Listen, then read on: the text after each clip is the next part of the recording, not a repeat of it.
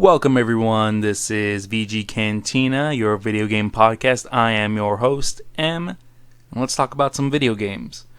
But before we do that, I want to say sorry about the 3-day, hiatus maybe from the podcasting. If you notice on my channel though, there are 2 videos of playthroughs that I'm doing. So I went ahead and decided to pull the trigger and just start a new playthrough series called the Neanderthal playthroughs, or the Neanderthal series. And it's mostly just me playing games and kind of being bad at them, essentially being a Neanderthal or caveman. Maybe I should have called it the caveman series, but oh well, it's already started. I'm not going to stop it. But that's kind of what I've been doing. And I've kind of been in my head about what I want to do, and I think how I'm going to lay it out is Mondays I'll have a podcast, Tuesday I'll upload a gameplay video, Wednesday podcast, Thursday gameplay video, Friday podcast, and then Saturday, Sunday gameplay video. Mostly because 3 days went by and there is not a lot of news, not a lot of new news. Obviously, it's not going to be a pretty strict scheduling. Obviously, if there's some hype news or something, or some big time news, I will probably make a podcast for it, because it'll most likely take the majority of the podcast like it did in the earlier episodes. But that's what I'm thinking. And I think it's going to turn out pretty well, especially since, these past 3 days, not a lot of news. But there is still news, and we are still going to cover it. So let's just jump right into it. So the first thing we got is some Psychonauts 2. We got a story trailer, and it looks like we also got some people, some reviewers handing out impressions of some gameplay they did. It's looking like it's pretty good. I've been a fan of Psychonauts. I kind of fell off it though, so I'm not like a super hype for this game. But I really enjoy platformers, and I think this is a cult classic platformer that, for whatever reason, rose from the ashes. So that's pretty cool to see, because I remember the first game ended on a pretty steep cliffhanger. So to continue on with this is going to be great. One thing that's really weird with me about this game is that I always get surprised when it's in the news, because I always think it's already been released. But it's coming out August 25th. So at least now I have a date in my head, which I will most likely forget, and then most likely be re-surprised when it comes out news saying it's coming out soon, and me thinking internally, oh, it's not out yet, and all that jazz. But super excited. I'm going to try to get to play it. It's going to be super fun. Again, platformers are my jam. I really enjoy them. And the story, or the aesthetic of this game, is pretty cool. It's psychedelic. It's freaky. It's going to be fun. Second piece of news. We got some news from Ubisoft. Looks like they announced a new game called Tom Clancy's X Defiant. It's looking to be a 6v6 arena shooter. It's a free-to-play. It's going to include Tom Clancy characters, and is a first test on August 5th. So a brand new game from Tom Clancy. If you noticed something weird there, I had to pause because my computer was dying. Sorry about that. But to continue on, another Ubisoft multiplayer, probably live service game, something like that, where it's gonna, I don't know. I don't really care about this. They say Tom Clancy characters, but I mean, is there really any big time Tom Clancy characters? Maybe there is, but I just never hear about that. And I never hear anything about these characters other than Splinter Cell from Ubisoft, so I don't even know if that's anything to be excited for. It sounds like some sort of, I don't know, maybe like Overwatch, maybe like Valorant, something. I think this is gonna, it's free to play, so it'll probably capture an audience, but man, I have just been falling off on Ubisoft. I couldn't care less of what they put out. I've honestly just disliked Ubisoft for a while now. This game is most likely going to be riddled with microtransactions of some sort, not even the good kind, like cosmetic ones that don't matter, or just cosmetic ones. I bet you anything there's going to be things where it's going to cause some sort of maybe outrage, however small, and it's going to blow over, and then people are just going to stop playing this game. I think maybe the thing that stems most for me of Ubisoft that I hate the most is that the gaming landscape is starting to get super bloated with these multiplayer service games, and I think Ubisoft is the one that puts out the most. Almost every single Tom Clancy game is like a live service type deal. They're making an Assassin's Creed live service deal. They have Rainbow Six, which albeit fun, it's just another edition. You're gonna have Rainbow Six Extraction or something, which is also some sort of like they don't put out single player. They don't put out a ton of single player experiences. They just completely flood the market with these things that are online multiplayer, never-ending games, in hopes of just completely getting a whole bunch of the market share, like an MMO or something, where it's just a giant whale of a game that continues to keep getting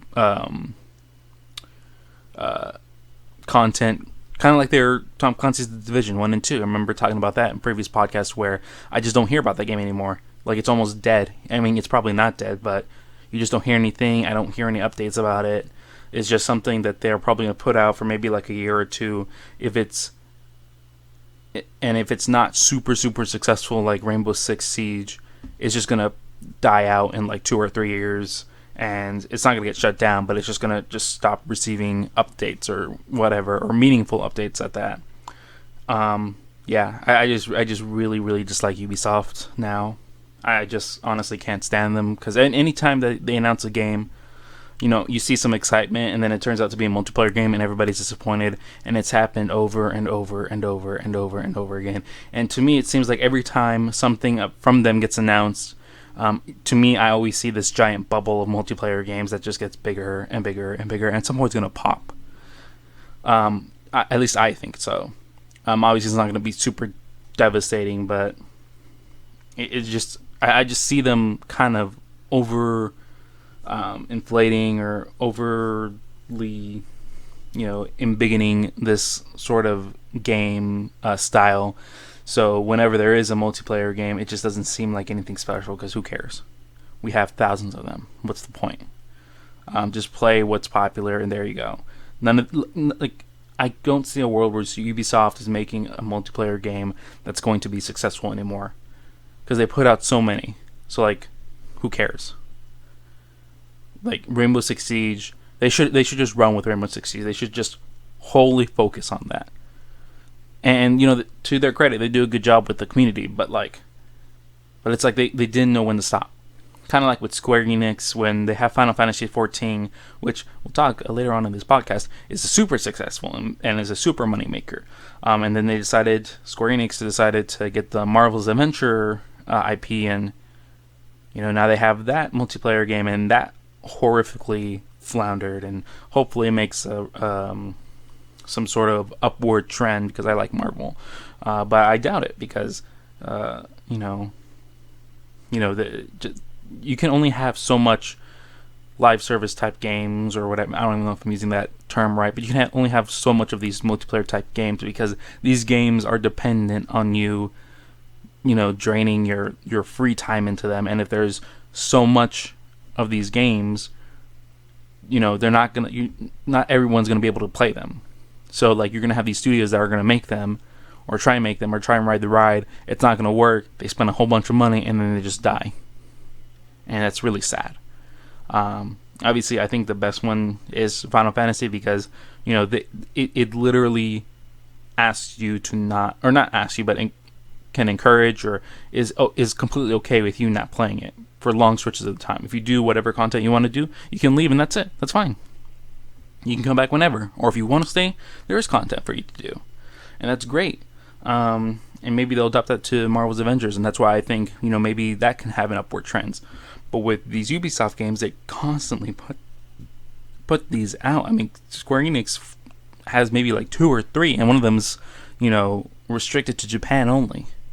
But Ubisoft, every other game, every sequential game from them, it's something like that, and it's terrible, and I hate it. But that's enough of that little rant about Ubisoft. Let's go to our last piece of news that I think is worth talking about, kind of, and that is concerning Sumo Digital. So if you don't know what Sumo Digital is, it's essentially a whole bunch of studios that work on games, obviously.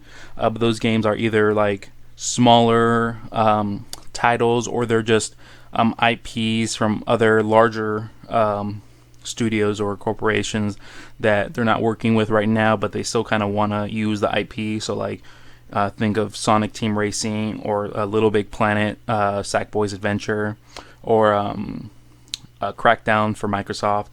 So they work in those types of games, and they have been wholly bought out by Tencent. I believe I have here the amount that it was sold for was a lot of junk here. A lot of junk.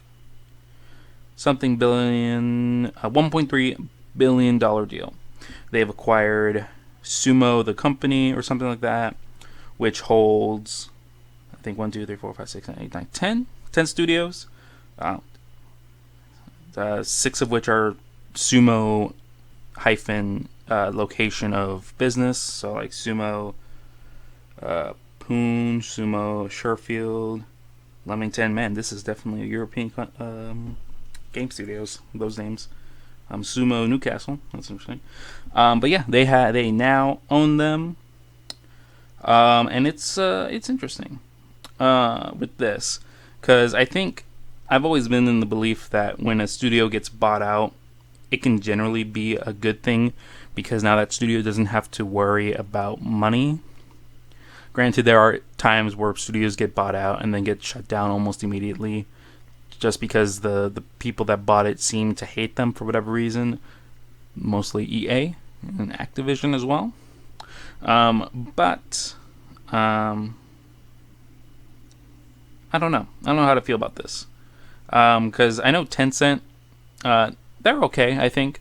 They own a majority stake, or if not wholly, Riot. They own a majority stake or some sort of percentage in Epic Games. They've acquired several other studios. They have been gobbling studios left and right. And that's just kind of my only issue. It's not that I think it's bad that they own this many studios, because I mean, you have Microsoft that are also have 23 studios. You have PlayStation that has a whole bunch of studios. Nintendo probably has some studios, but some of them I don't really know much about Nintendo studios, but they got some. It's just that with Tencent, it just seems like it kind of reminds me of the Embracer Group with THQ Nordic, where it just seems like this giant corporation is just buying and buying and buying, and anytime they're in the news, it's only because they're buying another studio. And to me, that seems pretty weird. I remember looking online and kind of looking at this, and someone tried to make an argument where it's like, this seems kind of concerning. And then they came up as like, well, yeah, but then there's also this, and then showed like the 7 or so mega corporations that own a whole bunch of food brands, like Coca-Cola or Pepsi Cola or Nestle or whatnot. And I think that's a really bad argument, because that's either saying that you like that these mega corporations exist, which is highly doubtful, because I don't think anybody likes these things, because it kind of sucks that just a handful of essentially businesses own everything, kind of like with Disney, with the animation thing, and how it's so rare to have like these indie type things.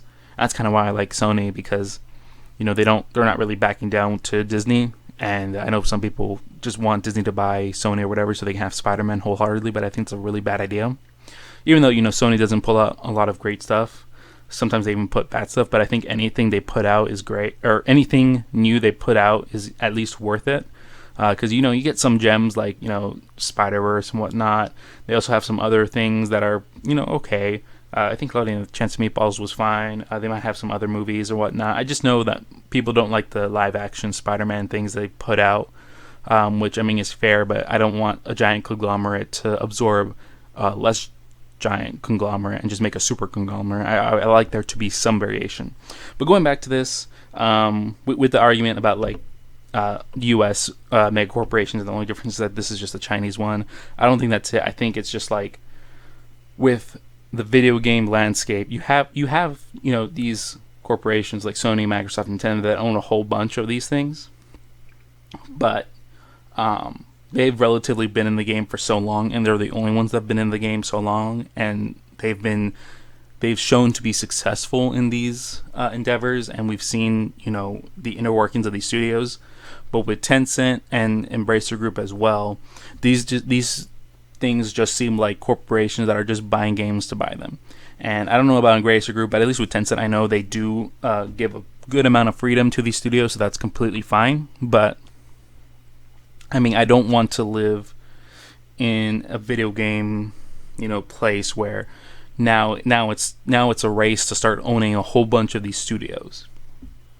Like when Microsoft purchased Bethesda, I think that was pretty bad because I mean, good for them, obviously, and not entirely surprising, but like you're just completely destroying kind of like the how do I say it? The diversity in the gaming sphere, I guess. I mean, sure, Sony has bought studios, but they don't buy entire subsets of companies that own multiple studios. I'm sure they might, they purchased Insomniac that has, I think, 2 studios, but it's Insomniac A and Insomniac B, and I think that's fine. But when, Microsoft bought Bethesda, they bought like 6 or 7 studios, which, I mean, just completely rips out the whole, diversity aspect in games. I mean, hopefully with this, the only upside I think with this is like hopefully there's just a bigger influx of indies to support third party, and that these larger corporations obviously not willing to buy these studios because, I mean, why would you buy a single small indie company for one game? I hope they do what Microsoft and Sony and Nintendo are doing, where they're supporting these indie things, with like the indie events or the PlayStation Indie Initiative or Xbox ID, where they're not necessarily buying them, but they're purchasing just like a year or so of exclusivity, and they're funding these indie things. I think that's a really good thing to come from this whole purchasing a whole bunch of studios. But I don't like that. Some people are looking for like an arms race of these studios just buying a whole bunch of other studios. I think that's a terrible idea because, not to say something bad would happen, but let's say like Microsoft or Sony or Nintendo, one of them goes under, all those studios just get lost. And yeah, these studios might not exist today if it wasn't for them being purchased, but I think at a certain point you kind of have to look at these people buying these things and kind of say, all right, there has to be like some sort of limit. You can't just continue to buy like if Microsoft were to buy Sega, I think that'd be pretty terrible. But if say Sony bought Bluepoint, I think that's fine because they're essentially first party with how the history works out. Or like let's say Nintendo buys Square Enix, highly doubt it, or Sony buys Square Enix. I don't think that's great because diversity in that, or the allowing of these games to be on all the consoles is great. Granted, you also have the other side where like EA and Activision and Bethesda, like those third-party places are terrible because they're only looking for the profit, and they're kind of just sacrificing the gameplay just to make a quick buck, when these studios have much more creative freedom. So I think it's a pretty complicated topic. I'm just not too big on Tencent and Embracer Group just gorging themselves on these purchases, because I think Embracer Group has a much higher purchase count than Tencent, but Tencent is slowly getting up there, and I think that's going to be pretty bad, at least for now. I mean, obviously, I don't know how old Tencent is in the gaming market. I know they've purchased Riot quite a while ago, and a lot of these purchases are semi-recently, so it's kind of hard to tell, the direction that these studios will be going in after the purchase.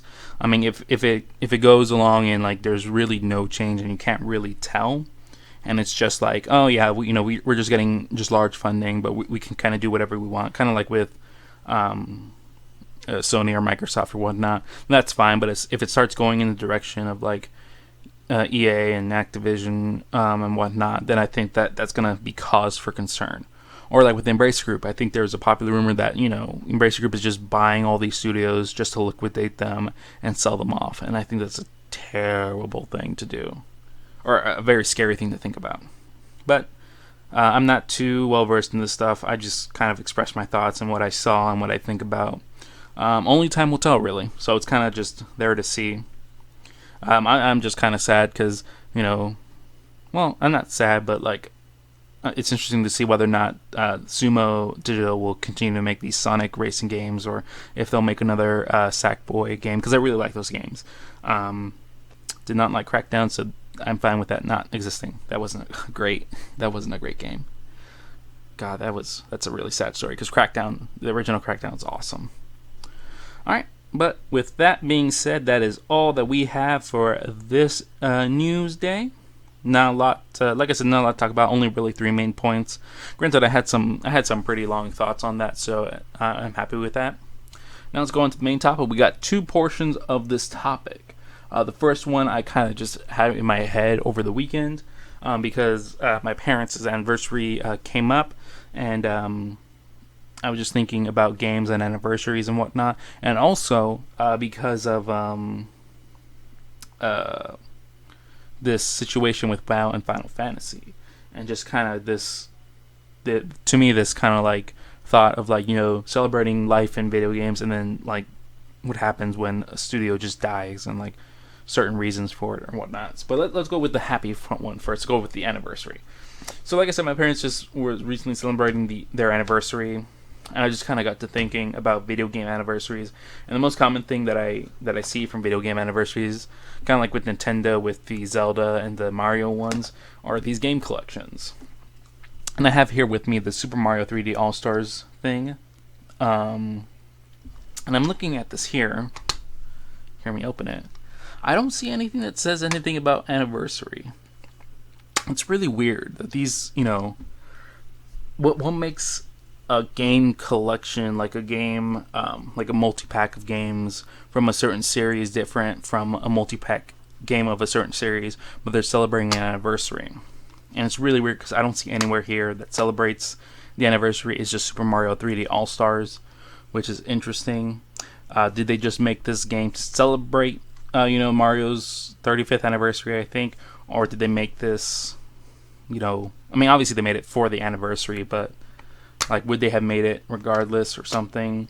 Kind of like Super Mario or Mario All-Stars or whatever, the 2D version.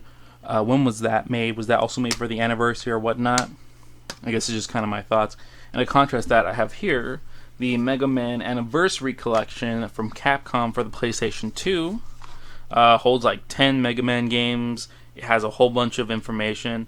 Actually, also thinking about it, this Mario one has like a whole bunch. I guess you can supplement this as an anniversary type deal because it has a whole bunch of information on Mario, and it also has some soundtracks as well. It's kind of lackluster though from what they put out for other things, but I think it's okay. But you compare it to this one from the Mega Man collection for their, what is it, like 15th anniversary. They got 10 games, they got footage from the TV series, they got the history, they got 30 original artwork selections, and they got the music soundtracks that are remixed as well. And I think, man, that's an awesome anniversary collection. It's super cool that to celebrate Mega Man like this, because both of these are beloved characters. And I guess I'm just kind of thinking maybe the quality of these anniversaries for these games kind of depends on how long these games have been out. Like if like I feel like because this is just the 15th anniversary, it's just better compared to Mario's 35th, which is weird to think about because you would think that the one that has a larger anniversary number would be better because they have more to celebrate. But no, this Mega Man has a whole bunch. And maybe it's because with the way video games are made and whatnot, there's not a whole bunch of video games that come out. Or like, depending on when they do come out, maybe they're not, real, kind of like Mario Odyssey. Why would you put Mario Odyssey in this pack when when it just came out. And then it's also really weird because the Super Mario 3D All Stars doesn't have Mario Galaxy 2, which is a staple in the 3D Mario games. Could you maybe have made it better? Could you have added Luigi's Mansion to that? Because I don't think there's a Luigi anniversary. Or if there is, I highly doubt they celebrated with the fervor that they would with this Mario one. And it's just kind of interesting. And just to kind of also compare, I have this thing called the Metal Slug Anthology for PlayStation 2 because I love Metal Slug. And I was gonna talk about how this isn't, this isn't an anniversary type game. But then I look in the back and it says celebrate the 10th anniversary of Metal Slug. I'm like, wow. I mean, this is also it. So I don't. I know Sega does these whole bunch of collections, and I know that some of them aren't for anniversary. They're just there to make a quick buck. I mean, the Sonic Mega Collection Plus, maybe it came out as an anniversary thing, but that's been ported over and over and over again, so it doesn't feel like an anniversary thing. But this one comes with 7 Metal Slug games. Metal Slug 2, X, 3, 4, 5, and then 6, which is the first time that this was available on this thing. And it has a whole bunch of text and information that includes with this Metal Slug game that's super awesome. And sure, it's not as good as the Mega Man one, but it's definitely better than the Super Mario one. So I guess just my takeaway from this is that when you talk about video game anniversaries, it seems like the younger the anniversary is, the better the celebration of it is. I don't know if it's because these, when these games came out, because no secret, but old video games produced more video games, if that makes sense. Kind of with GTA, when GTA 5 came out on the PlayStation 3 or whatnot, they just stopped making GTA games. When previously on the PS2 they made a whole bunch of new ones. You have Vice City, Miami 3, 4, just coming out in sequential order, as well as other games that Rockstar made. But now they just stopped, and obviously there could be a variety of reasons. It's harder to make more modern games, and it takes longer, or it could be because they're making a whole bunch of money, which I think that is. But you look at Mario, and you look at the Mario All-Star thing when they were celebrating their anniversary or whatever. They have one Mario 2, Mario USA, Super Mario World or something, Mario 3. They have more of those 2D games than the 3D games. Even though the 3D games have been out for, it's been a while since, it's been 35 years of Mario. And sure, the 3D games came out later than the 2D games, but they've essentially stopped making 2D Mario. I mean, sure, they have the side-scrolling one and whatnot, but it's just kind of strayed away from that, and they've re-released the 2D one, like the Super Mario or the new Mario Bros. It's all the same, honestly. But this one, I mean, it's only had 3. And in reality, there's 4 Mario 3D games. I'm not counting Odyssey because, I kind of give them a pass for that because it just came out, or just came out in relation to it. I think it was 2 years or so. So it doesn't really make sense to put it in that bundle. But, I mean, really? Just 3? That's kind of weird. But before, with Mega Man, there's not a lot of Mega Man games anymore. But they used to come out every other year, or every year even, or maybe multiple times a year. So when you have this collection, it comes out, and it's like, oh yeah, look at all these games. So I guess maybe it's going to take some time, but I don't know of a franchise recently that would have an anniversary. Let's say, I don't know. I guess the game franchise would have to take place in 2010, and the anniversary would be 2020. Is there a video game franchise like that would celebrate their 10th anniversary? Because a lot of these old games, these old IPs, there's a whole bunch of them that celebrate the 10th or 15th anniversary, and they have a whole bunch of games. But it's 2020. You think at some point there would be an anniversary for a game that's not these super long 35th or 25th anniversary ones. But nope, I just don't see anything like that. Or at least I really haven't come across any. Maybe there has, and I just haven't noticed, or maybe it's so small I haven't noticed. So it's just interesting to see kind of the death of that, the slow decay of these anniversary type games where they come with a whole bunch of collections. Obviously, collections still exist. Like there was that Mega Man X collection or whatever that doesn't celebrate an anniversary. It's just putting a whole bunch of games and selling it at a higher price. And you're going to see a whole bunch of like that. And it's kind of sad because, I think these old games that specifically celebrated an anniversary had a lot more character and a lot more love for the games that they're representing. And now it's either you're gonna have these games that they're like the collection's great and it's pretty well done, but it doesn't have any of that heart to it, or you're gonna get this Super Mario thing where it's like here's 3 games. We didn't add the fourth one, which is essentially the best Mario game, 3D Mario game since Mario 64. We'll put just some information and a timeline of it. Sure, we'll have a website with the timeline of it. It's not going to be in the game, but it'll be on this website that's only available for a year. And we'll have some tracks in there. But it just seems kind of lackluster. And the Zelda, anniversary was this year. And the only thing we got was a remaster of Skyward Sword. And that's not a great game. It's kind of lackluster. Granted, people will still buy it because it's Zelda, even though I think it's the worst Zelda game. But at least it seems like it's gotten better with the addition of like the actual handheld controls. But still, the only thing we got was that the release date of Breath of the Wild 2, which got delayed, and the little Game Boy thing, not the Game Boy thing, the Game & Watch Zelda thing, which is pretty cool. It has 4 games in it, so I guess maybe that's considered a collection. But I mean, kind of nothing. I don't know if they're going to make another Zelda collection. Maybe they'll show it next year for some reason or whatever. Like maybe they want to do a whole blowout with Breath of the Wild 2, but I don't know. It just seems kind of lackluster. And then following we were talking about the life of video games and the anniversary of them, and it just kind of spiraled into, these things are just kind of dying out. That was the life section of this podcast. Now let's go to the death section of it, and that is concerning WoW and Final Fantasy 14. So obviously, if you've had any sort of ear on video games, especially Twitch or whatever, with the showing of a lot of these MMO players, it just seems like WoW has been going down and down and down, and people have just been leaving and leaving and leaving.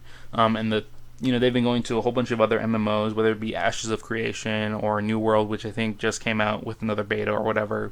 But a lot of them have been going to Final Fantasy 14 because it's been very highly praised. It has all these memes about it being free up to level 60 and whatnot. And these creators have been looking at videos about saying like, this is why people are leaving. Hey, this is WoW is kind of dying out or whatnot, and just a whole bunch of explanations. I'm not going to go really too in depth with because that would just me ripping from their mouths, and I just don't feel like that. But what got me kind of interested in this topic is that is the death of these like either studios or games or whatnot, in which I don't mean like they got shut down by their business thing, kind of like when EA shut down Visceral, or with Sony absorbing Studio Japan or whatnot. I mean like, these games just died. And I think with WoW, it's kind of like in a section of games of like how to kill a certain franchise or certain game. Because one of the things with WoW is that there's always been these MMOs that come out that try and be the WoW killer. And they don't succeed because WoW is number one. And how are you going to fight against number one, that's been there longer, that has more information from you, that has the resources to look at what you have that say like, WoW doesn't have that. Just take it, improve upon it, and place in the next expansion, and then kill you instead. So how do you make these Titan killers? How do you take down WoW? How do you say take down Fortnite? How do you say take down League of Legends?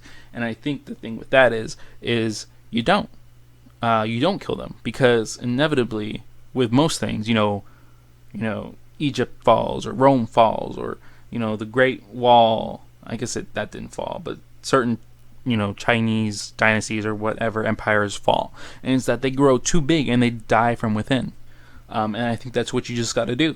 I mean, I don't mean like sabotage them from within. I mean like just make a second place product. Do not compete with these first things, because with Final Fantasy 14, I mean, if you don't know, the original game was essentially dead on release because it was terrible. It was awful. It was so bad. And then what they did is they completely burned it to the ground. And the head now, Yoshi P, kind of just went ahead and said, nope, we're restarting this entire thing. Realm Reborn. We're completely redoing everything. Everybody play WoW. See what's great about it. Let's try and implement some things and how to make an MMO. The game itself, how it looks doesn't matter. Just make a good MMO. And then, they had to restart. That's the crazy thing, how big Final Fantasy 14 got. It released, I don't know, maybe 2010, 2013. It was out for a year and completely died and got reset. So it took even longer. So a big thing of when you're going after these markets with these behemoths like WoW or LoL or Fortnite is that these things have been out for longer. They've been doing it for longer. They have more content. That's the whole thing. Street Fighter. How do you fight these things? How do you fight these behemoths that have been in the game longer, that have more than you, that can completely crush and overturn you, that can update the game when your new game comes out and completely starve you of a player base? And that is, one, just make a good game. Like, it sounds easier than it sounds, but like just make, like, don't focus. Or I guess maybe even focus on the games you're fighting. Like, play LoL, play, Fortnite, play Street Fighter. With Final Fantasy 14, they had them, binge WoW or something, and just like look at what they do, and try and emulate it in a way of like in your own style. Like, don't compete with them, copy them, and then you start from there, because the differences aren't gonna lie from the initial thing, unless you. Oh, sorry, I paused. Let me try and see. You don't need to be first. You just need to be second. You don't need to. You don't even need to be second. Maybe you just need to be third. You need to be serviceable. You need to do that, because at some point these titans are going to kill themselves. They're going to do something bad. They're going to have a string of just terrible updates, and the players are going to revolt, and they're going to look for something else.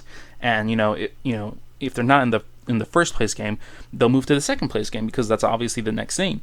And if that game is great and it's serviceable and it's like, wow, this is doing a whole bunch of things, then they'll stick with that. So I guess the second part is look at what your competition's doing, and if something terrible goes wrong with them, don't do that. Don't follow the footsteps. In fact, do the opposite of that and promote. It's like, hey, WoW's doing these terrible things, but in Final Fantasy 14, we're doing these great things, and we're servicing our players, and we're making them happy. And if you go to us, you'll get to have that same experience. And I think by the time Final Fantasy XIV, the Realm Reborn finally came out, just, not even having a single expansion, just its base content, WoW had several expansions and several just large dumps of content. But, Final Fantasy's trudged along. And I think Final Fantasy only has, the initial Realm Reborn, Heaven's Sword, Blood Storm or something, Shadowbringers, and now in August or something, now it's going to have Endwalker. That's only 5 expansions, or four expansions, because Realm Reborn is the base thing, while WoW has all these whole bunch of ones, and all of those expansions for Final Fantasy are great because they're not trying to compete or kill WoW. They're just trying to make their player base happy and make good content. And then over the years, they're grinding. They're making these great content. Each content patch gets better and better. Sure, there's some issues with certain things, but that's always going to happen. Just make the overall content great and, happy for the fans. And then at some point, you're going to get into the situation that's going on now where the players in WoW have hit a breaking point where just everything is crap except for maybe the raids. And you just see these droves of people leave. And, where are they going to go? They're going to go somewhere. And, you have a whole bunch of MMOs coming out. You have Ashes of Creation. You have, what else? Maybe EVE Online, PoE. I know that's not an MMO, but, some people might go to that instead, because I know a lot of people spend their whole life or time on that. You have New World that's also coming out. And you have all these things. And it's like, well, okay, so WoW's off the table for these players.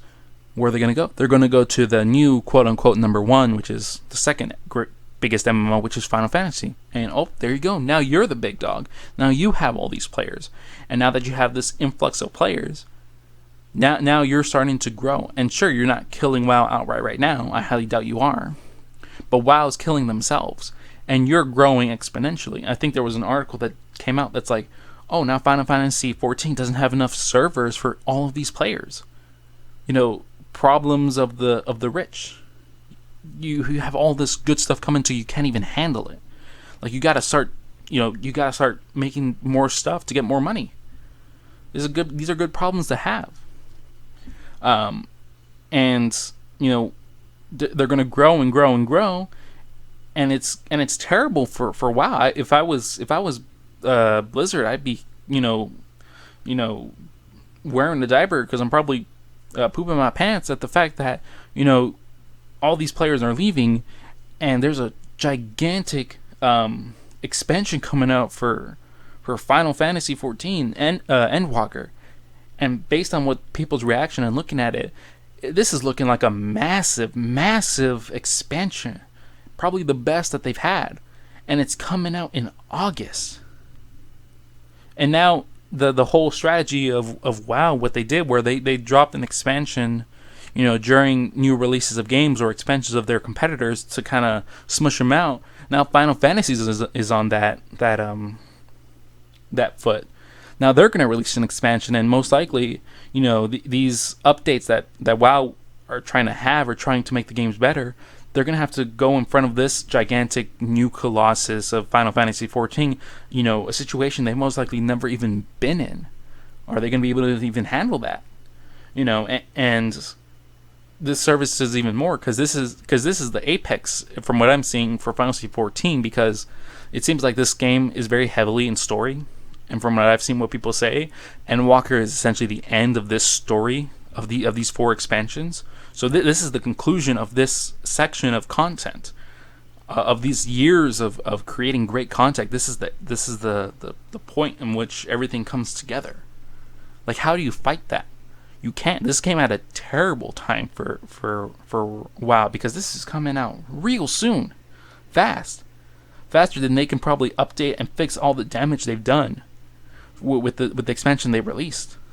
And even if they do somehow make a miracle fix and it comes out close to Final Fantasy 14, it's not gonna help them. I mean, it'll help them a little bit, but it's just gonna, they're gonna feel the taste of their own medicine that they've done with these other games.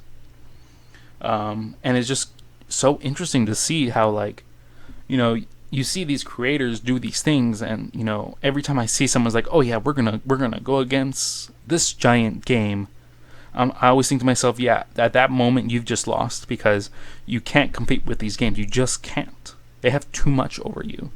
You can't create the amount of content they've created over years. Same thing with Anthem. Can't compete against Destiny. They have to compete with Destiny's 3 or 4 expansions, and they just came out and they died. And sure, that's different because this is them going up against them. But another example of the top dog losing because they just died from the inside was PUBG. I think, I'm pretty sure, where PUBG was out for at least a year or 2, or maybe even 3, and they were the top dog of the the battle royale genre. They should be the top. They should be rich, and I'm pretty sure they are. I mean, because we're talking about these multi-billion-dollar companies, and we're just kind of comparing, millions to billions and whatnot. But they should be at the top. They should be the leader of it. But then came Fortnite, and sure, Fortnite didn't have a lot of content. Yeah, they didn't have a lot of things. Yeah, they just had one map and not a whole lot going for them. But they just kept at it. They kept going. They kept adding stuff. They got players to play it. It was new. So they have that thing where it's completely brand new and whatnot. But still same enough to be they're not going after PUBG. They're just doing their own thing. And then you hit a point where PUBG kind of shits the bed. And then all these players move to the second best thing, which is Fortnite. And then all of a sudden, you have this mass exodus to Fortnite, and now PUBG's starting to die horribly. It got to the point where PUBG tried to sue Fortnite over like engine issues or whatever, because Fortnite is owned by Epic, and the Epic engine is used with PUBG and whatnot. And they were claiming like, oh, well, you're giving this the short end of the straw. That's why you're completely outclassing us. It's like, no, it's because you suck. And then they lost that. And now, you don't even hear a lot of PUBG. I think the most prominent PUBG is in the mobile market. I think in China or something. And now Fortnite's the big dog. And obviously Fortnite, from what I'm seeing, they're not dying on the inside. Sure, there's some issues, and sure, a whole bunch of streamers and influential people have left. But overall, they're still pretty massive. They've gone to the status of the mainstream media, where a whole bunch of these, mainstream people are in the game, like I don't know, LeBron, I know for one, Marvel, DC, all these characters, all these random hodgepodge of IPs, kind of like Smash Bros, are in Fortnite. So they've attained a status of a steady flow. So you're not going to kill them, but what you're going to do is you're going to make something slightly different and kind of just be second place, because why not? You don't have to be first. You can be second. And at some point, the king's going to fall. And then you're next in line right there. And that thing, quite honestly, is probably Apex Legends. Because when Apex came out, it was pretty big. People were like, oh, it's the Fortnite killer. But Apex themselves weren't trying to position themselves at that. They were different, but still same enough to be the battle royale genre. Sure, they dropped off, and then they came right back up because, again, they're just grinding content. They're creating content, and at a certain point, sure, they're different enough to probably not, be completely taken out. But at some point, Fortnite might just fall, more than it has already, to point where now it's Apex's Legends' turn to be the top one, if it hasn't already been already. I'm not really too, well versed into that, but that's what you got to do. Same thing with Dota and LoL. I don't remember which one came out first. I think Dota 2, and LoL came out second, and then they kept inserting content, and whatnot. And now LoL's, I think, the bigger one. I'm not too sure, but something like that. I think a better example would be CS:GO.